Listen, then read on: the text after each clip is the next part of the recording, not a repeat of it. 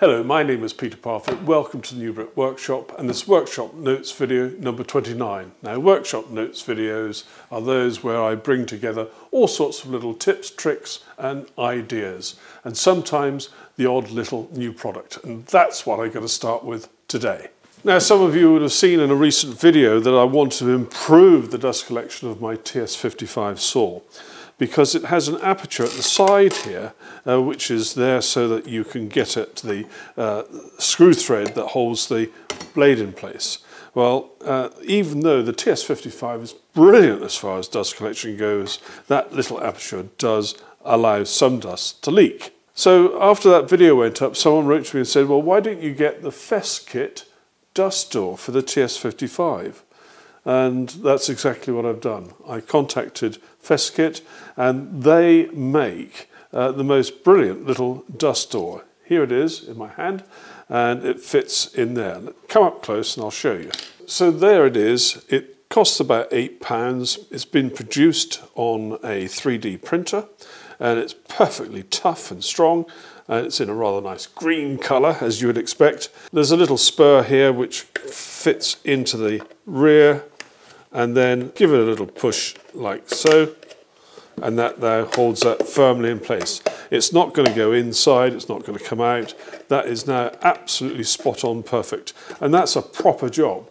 That's a really, really useful addition. If you've got the Festool TS55 or TS55R, then get yourself one of these. And if you do need to do a blade change, just slide that back, and so you can then get at the bits and pieces, so you can do a blade change, and afterwards you can fit that back in place very easily indeed. Now, if you've got the TS55 or TS55R sitting in the CMS unit, then this is an absolute must, because there's always just a little bit of sawdust underneath the CMS table when you've been doing a lot of ripping. So with this, you're going to get absolutely none at all. Absolutely brilliant idea. Well done, Festkit. And that was so easy to fit. I'm able to do it without removing the TS55 from my CMS unit. Now, whilst we've got the CMS unit in picture, these are actually being discontinued by Festool, so you need to shop around if you want to get one and get it pretty quickly. And I suspect second-hand ones are going to take a little bit of a hike in price because they are pretty good bits of kit. Now, I've had a number of questions about this gadget which I have at the end of the bench here. This is my planing stop, and you can see it raises up and down. If you imagine there is a slot, you can just see the top of it there, a slot that goes through this piece of wood. This is maple, these bits are maple as well, so they're nice and strong, and that rise up and down in a channel which I've made in this little sort of box section here, and then when it's in the right place I just tighten it up with that Bristol lever, and that will hold that in place. That means then I can use it for planing or whatever else it might be. So there it is, very simple to make, and when you don't want it in use you can put it down so it's flush with the bench top. Now, I'm not going to tell you what this is, you might be able to guess, and this is the subject of a video which I'm halfway through making at the moment. It's going to take me a little while to finish, but you'll find if you've got a TV mounted on a wall, this is a gadget that you really need. Now, talking about gadgets, I went to Screwfix a while ago because I needed to be able to remotely turn on and turn off something to do with our hot water system. And so I thought, well, I'll try one of these smart sockets. And some of those sockets are hundreds of pounds, and some are, okay, not so bad, at sort of 50, 45, and so on. But Screwfix have this one. It's made by a company called BG, and it's about £19. It's a standard twin UK socket. It's got on-off switch here and here for the two sides, but you can control this from your mobile phone, and it can be Android, iPhone, and I think it may also work with a number of other devices, perhaps even Alexa or whatever. It actually says on here. It works with Alexa, Google Home, as well as most smartphones.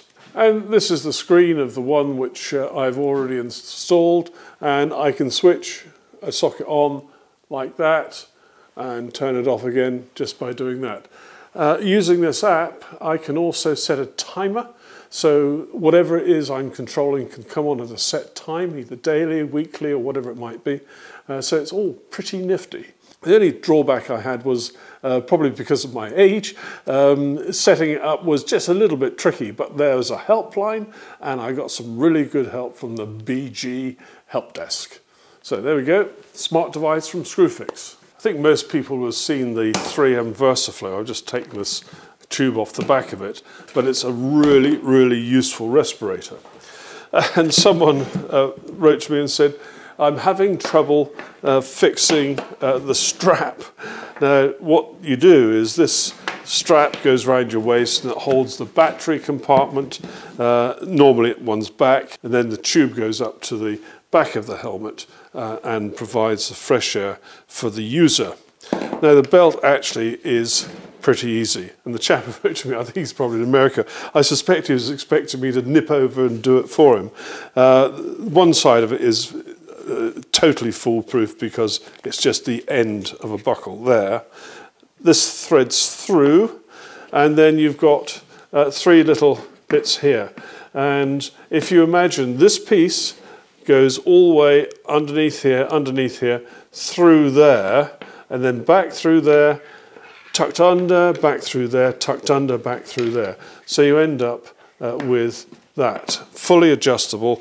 Actually, I find it's easiest to adjust it just on the one side, but you can adjust it on both sides. But it's a really, really good respirator. It's expensive, but it's worth every penny. Now, here's a question that comes up time and time again. People have taken the Pathguide system, they've designed their own super-duper workbench, etc. And the question is, how much space do you need below your bench top so that various things can work?